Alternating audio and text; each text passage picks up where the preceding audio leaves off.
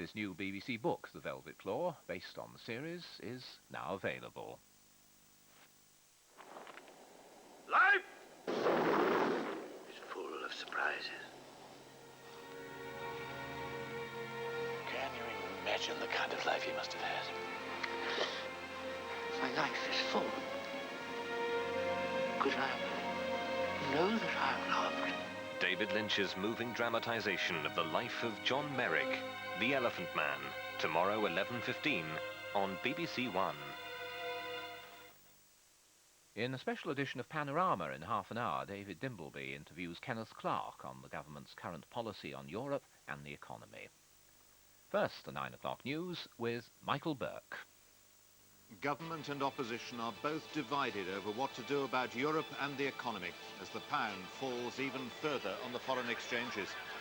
Europe's foreign ministers agree to press ahead with Maastricht, but there's no new deadline for its completion. And a suspended jail sentence for the doctor who gave a lethal injection. He says he's devastated.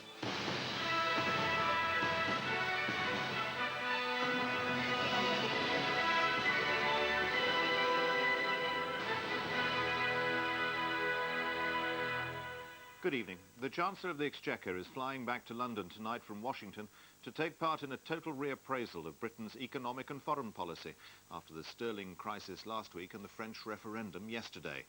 The government has yet to decide on a new policy for interest rates. Now the pound is activating the exchange rate mechanism, a decision that will affect the value of sterling and future inflation.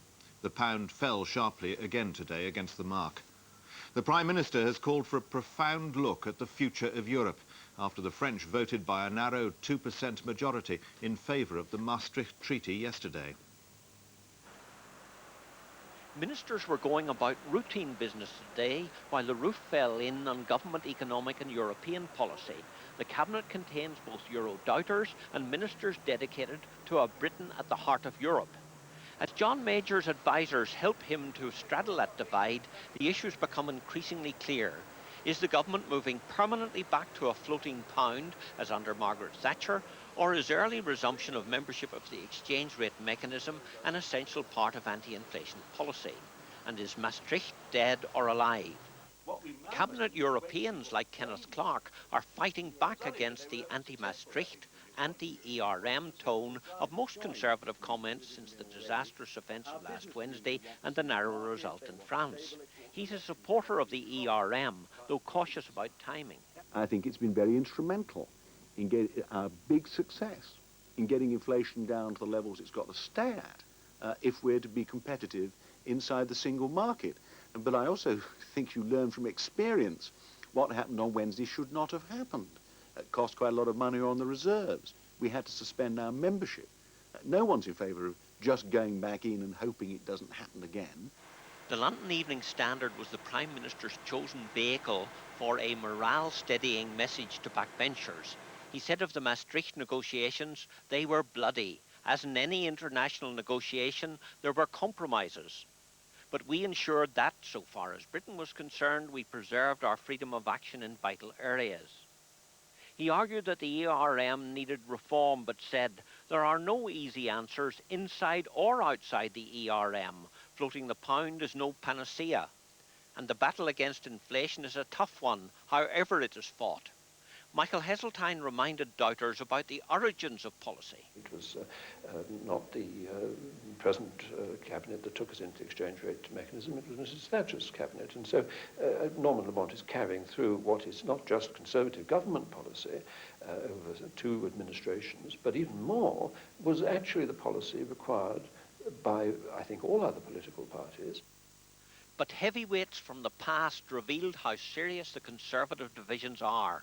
Norman Tebbit in Portugal. If there is an attempt to force the Tory MPs through the lobbies in favour of Maastricht against their consciences, then it will tear the Conservative Party apart.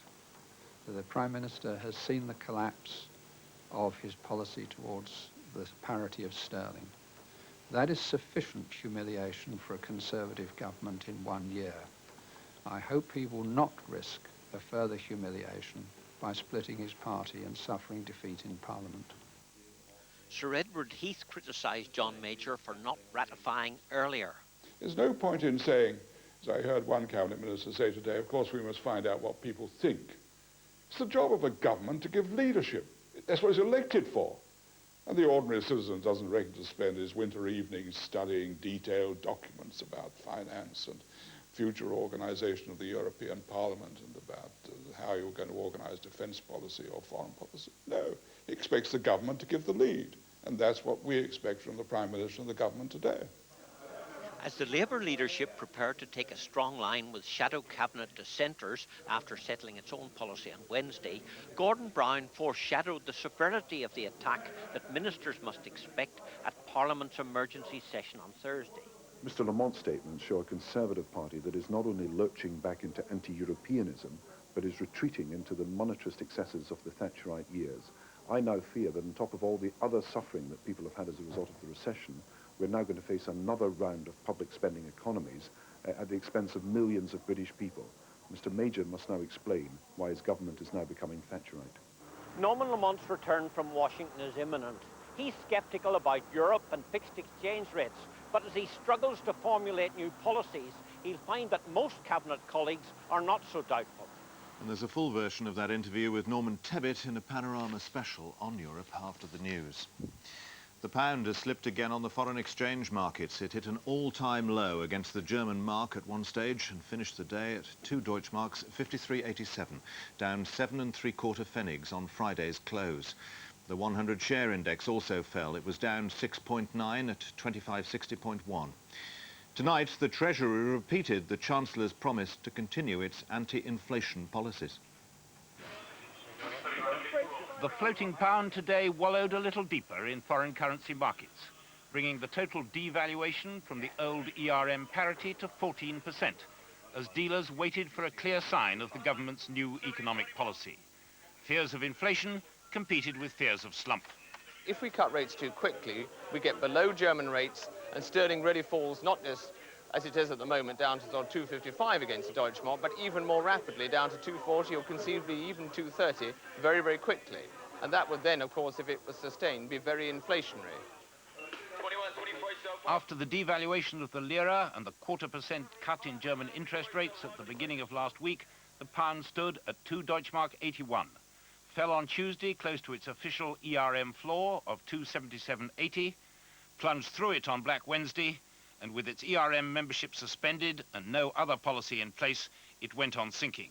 By tonight, at 2 Deutschmark 54, it had lost over 25 pfennigs in a week.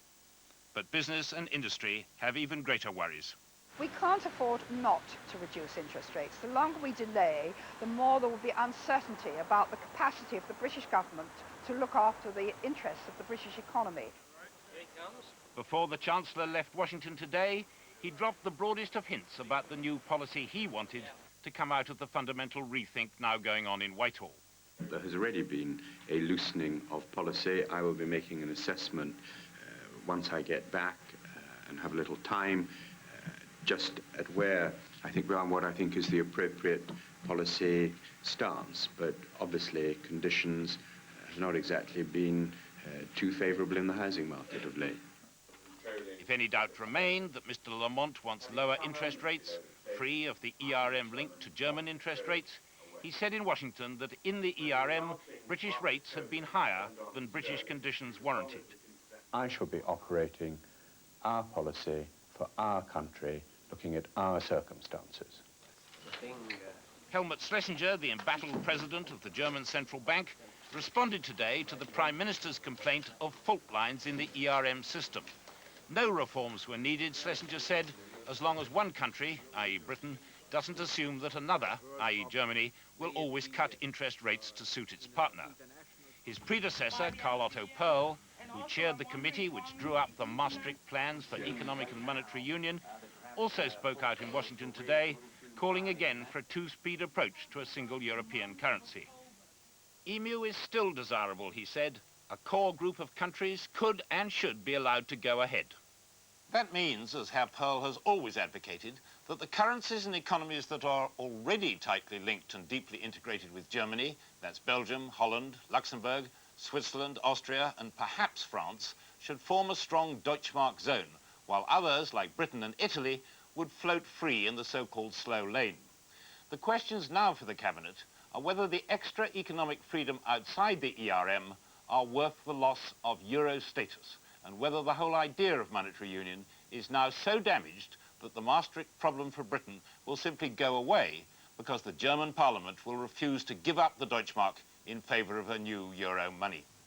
European foreign ministers meeting in New York tonight have said the Maastricht Treaty won't be renegotiated, but it may be clarified or revised. The ministers didn't give a new deadline for the implementation of the treaty. It was originally due to come into effect at the beginning of next year. The French Foreign Minister, Roland Dumas, warned that preparations for the EC summit in Britain next month must be thorough, so there would be no ambiguities over EC intentions for the treaty. The ministers had come to discuss a yes vote from France, but a yes vote so slim that many believe a recasting of the Maastricht process is now unavoidable. And all were agreed that decisive action is needed to combat the Euroscepticism of the millions who voted no. Thank you. What has divided the ministers, though, is the extent to which the Maastricht Treaty itself should be rewritten. While there is agreement that ratification should continue, countries like Britain and Portugal, arguing for the clarification or revision of parts of the document, came up against strong insistence from Germany and others that nothing will be changed. What's clear is that the train goes on. We're not changing the treaty. We intend to ratify it without changing the content or the time frame. Of course, we'll try to take into account the problem of Denmark, and we'll try to respond